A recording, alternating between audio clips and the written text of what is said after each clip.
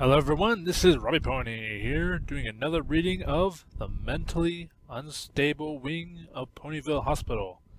Chapter 2. How Scary Can a Hospital Basement Be? It was nearly midnight, and every pony had gone to bed, except for a certain pink pony. Pinky was standing behind a tree in a ninja suit. She looked behind her back at the hospital, which had closed for the night. "I have to make sure," she whispered. She placed the mask on her head, then tiptoed over to the building. She found an open window, which she crawled in through, and found herself in a room with two ponies in full body casts. She tiptoed into the hallway. Using the moonlight, she saw the visit room right down the hall. She walked over to it and peeked at the signs. She spotted the strange arrow. "Right and left," she whispered. She followed the directions and found herself in front of the hospital's basement door. "Keep out," the sign on it said. But this was where Screwloose was. Pinky knew it. She tried the door handle and found there were 4 more locks on the door. All were locked tight. "I knew I would need this someday," Pinky said as she dug through her mane and pulled out a skeleton key. She quickly unlocked the doors and crept downstairs. She came to another door, quickly unlocked it too, and the door slowly opened. Immediately, the hallway gave a whole new feeling. Fear. Pinky could hear the screams behind the doors before her. She fearfully went down the hallway and looked through the different doors. Each one had a tiny window.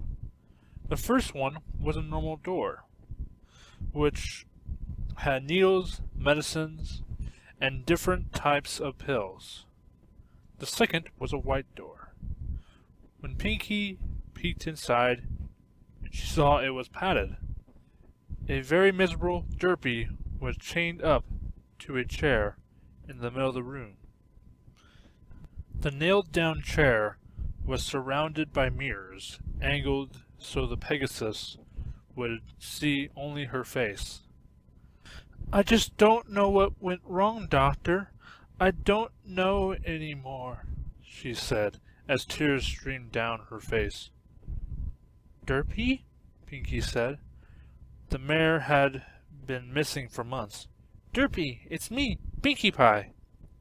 Pinky cried, and tried to get her attention, but the mare did not hear her, for the door was soundproofed, so that one could only hear from the outside.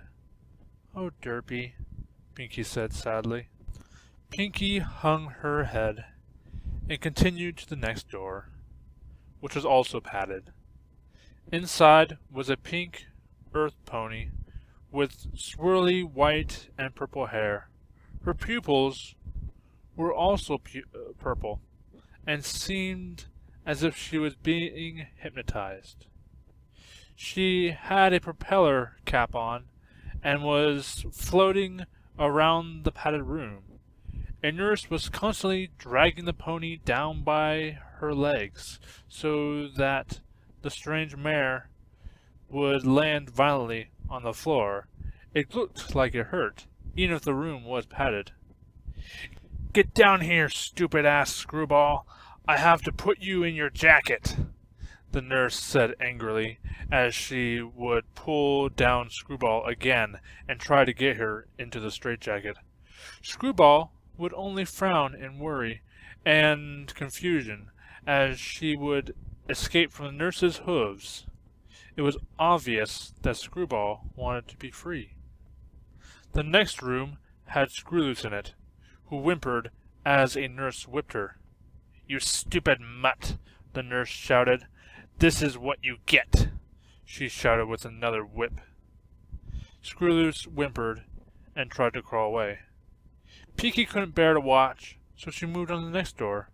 To her surprise, Princess Luna was in there.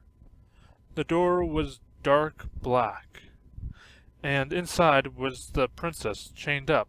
A metal cage was surrounding her horn, preventing her from doing any magic, and her wings were tied down. It was a dungeon. Her eyes were glazed with fear. The two ponies' eyes met, but the princess said nothing.